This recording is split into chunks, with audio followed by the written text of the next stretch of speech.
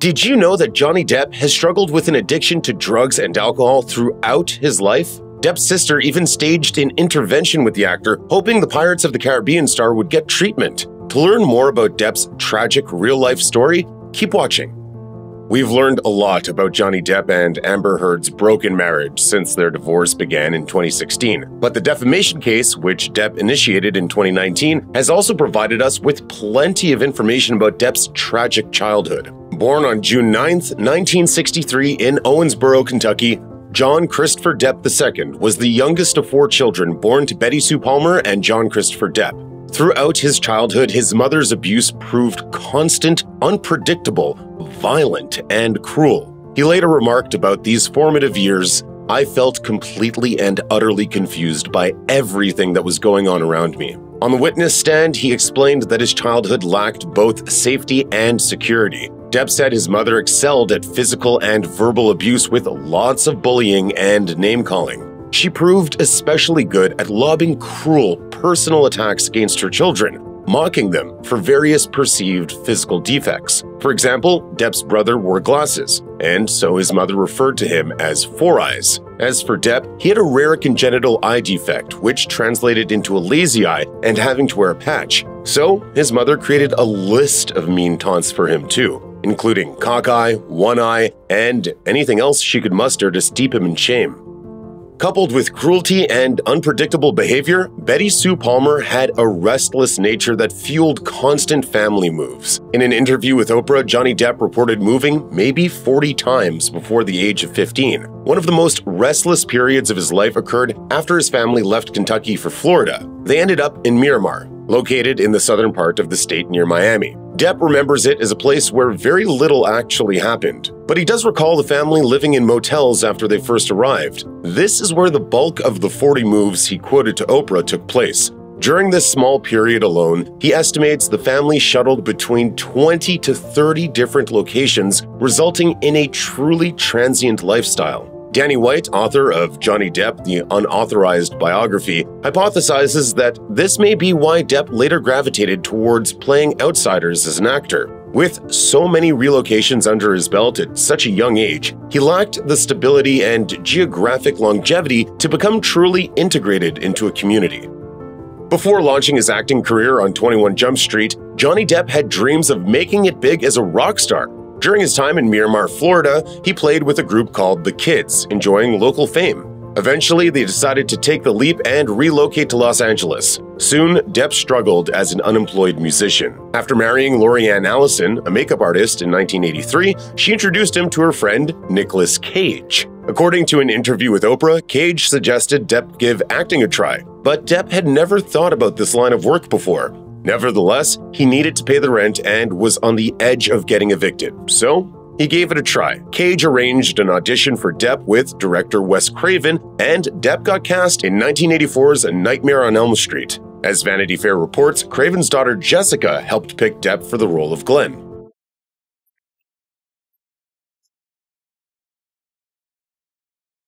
While speaking to Vanity Fair, Depp jokingly said of his big break, "At the time, I was a musician. I wasn't really acting. It was not anything very near to my brain or my heart," which is pretty much how it remains to this day. In 1985, Johnny Depp and Lori-Ann Allison got divorced, and 2 years later, he faced a different kind of break after parting ways with 21 Jump Street. By 1990, he worked with John Waters on Crybaby and Tim Burton on Edward Scissorhands. Both indie film directors permitted Depp to explore his talent in innovative ways. Winona Ryder played Depp's love interest in Edward Scissorhands, but they'd already started a romantic relationship in 1989 after meeting at the premiere of Great Balls of Fire. Guess what? I met a girl! Ryder played the young, naive bride of Jerry Lee Lewis opposite Dennis Quaid. For Depp, it was love at first sight, and before the two knew it, they moved in together. Depp quickly followed this living arrangement with a proposal, and the two looked like the ideal couple. Unfortunately, this meant the media hounded the duo at every turn. Despite his enthusiastic passion for his fiancée, which even inspired him to get the tattoo Winona Forever, their youthful relationship wouldn't last. Both celebrities found themselves on the rise at the same time, which meant little time or energy left for their relationship. You don't like it? No, I don't know. I don't like the scene in Hollywood. Depp publicly spoke about their split for the first time in June 1993, spinning it in a positive light. But a friend close to the actor said he remained in denial for months. By August of 1993, Johnny Depp bought the Viper Room, an infamous Los Angeles location with a colorful history. Acquiring the location let Depp reignite his first love, music. Some nights after closing, Depp would stay into the wee hours, indulging in private jam sessions. But the death of River Phoenix just 2 months later cast Johnny Depp's nightclub in a negative light. Speculation abounded about what had happened, and newspapers characterized the Viper Room as Depp's den of sex, drugs, and death. This speculation proved especially hurtful, as Depp had been close to Phoenix and mourned the loss of his friend deeply.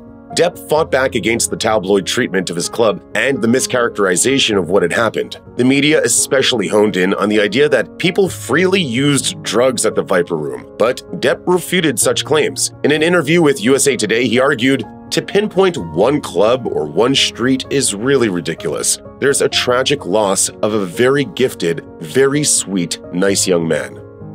In 2007, Johnny Depp faced every parent's worst nightmare. His daughter, Lily Rose Depp, 7, with ex-wife Vanessa Paradis, contracted E. coli, leading to kidney failure. Depp and Paradis spent 9 days camped out at a hospital in London, unsure of whether their daughter would live. Fortunately, Lily Rose recovered, but the experience proved transformative for the actor. He has never forgotten how helpless he felt during the ordeal. In an interview on The Graham Norton Show, he stated, "When my daughter was ill, that was the darkest period ever." In 2008, following his daughter's recovery, Depp donated $2 million to the Great Ormond Street Hospital. Although Depp always made a point of visiting children's hospitals, he increased these activities following his family's scare. After starring in Pirates of the Caribbean, dressing up as Captain Jack Sparrow became his regular modus operandi.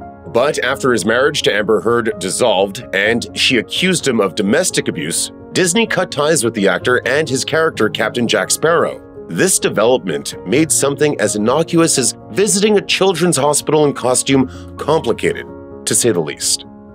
After marrying in 2015, Johnny Depp and Amber Heard's marriage quickly unraveled in a whirlwind of drug and alcohol abuse, as both parties allege. But when it comes to which person in the marriage endured the brunt of the violence, the former couple's stories differ. The accusations of violence began with Heard, who filed a restraining order against Depp after filing for divorce in 2016. During stunning testimony in his defamation lawsuit, Johnny Depp gave his side of the story. He detailed the verbal, emotional, and physical abuse he allegedly endured at the hands of his ex-wife. From having his finger partially cut off to finding human feces in his bed, the actor graphically described the horror of his marriage, finishing with the confession that he had been a victim of domestic violence. Depp stated during the trial, "This is not life.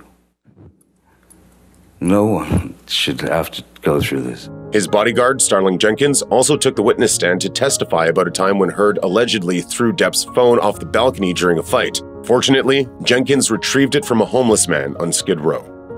Once the couple agreed to divorce, the demands from Amber Heard began, as recorded in a demand letter entered as evidence in the defamation trial. These demands included Heard's desire to live rent-free in the apartments the couple had owned, along with $125,000 to help with her attorney's fees. She also asked for exclusive ownership of a black Range Rover, stipulating that Depp make the rest of the payments on it. In exchange for fulfilling the requirements of the letter, Heard promised to keep the divorce proceedings and personal details of their relationship out of the spotlight. As time progressed, however, Heard's demands increased, according to Edward White, Depp's business manager. During his testimony in the defamation trial, he claimed that Heard eventually asked for $4 million. But she didn't stop there. Next, her demand increased to $5 million, and then went up from there, spiking at $7 million with $500,000 in fees to her attorneys. Yet, White said the sky was the limit because Heard went on to demand all community liabilities accumulated during the marriage. The demands would continue until they reached $14,250,000 of consideration paid to her free of taxation. Amber Heard published a Washington Post op-ed in 2018 detailing domestic violence without directly naming Johnny Depp. but the timeline of events outlined meshed with those of their marriage. As a result, Depp claims Disney dropped him from Pirates of the Caribbean 6, where he stood to net $22.5 million. Other film studios dodged the actor too. Mike Spindler, a forensic accountant, calculated that Depp lost $40 million in Hollywood earnings after the op-ed. Unfortunately, his business manager, Edward White, had already sounded the alarm that Depp's finances were in serious disrepair. Just prior to Heard's 30th birthday, Depp learned he'd lost $650 million earned from movies due to alleged financial mismanagement. This included purportedly owing 17 years of back taxes to the IRS worth a total of $100 million.